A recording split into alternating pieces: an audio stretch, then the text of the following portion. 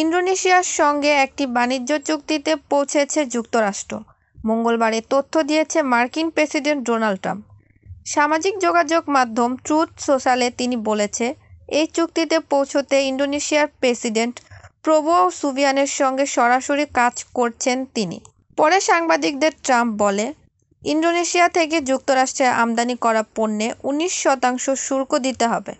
গত সপ্তাহে ইন্দোনেশিয়ার পণ্যের উপর 32% শুল্ক আরোপের হুমকি দিয়েছে ট্রাম্প। দেশটির সরকারের কাছে পাঠানো এক চিঠিতে বলা হয়েছে, ওই শুল্ক আগামী 1 আগস্ট থেকে কার্যকরী হবে। তবে গতকাল নতুন করে আরোপ হওয়া শুল্ক কবে থেকে কার্যকরী হবে তা খোলাসা করেনি মার্কিন প্রেসিডেন্ট। গত 2 এপ্রিল বিশ্বের বিভিন্ন দেশের উপর উচ্চ হারে পাল্টা শুল্ক আরোপ করে ট্রাম্প। পরে সেই শুল্ক 90 দিনের জন্য স্থগিত করা হয়। এর মধ্যে যুক্তরাষ্ট্রের সঙ্গে শুধু যুক্তরাজ্য ও ভিয়েতনামের চুক্তি হয়েছে।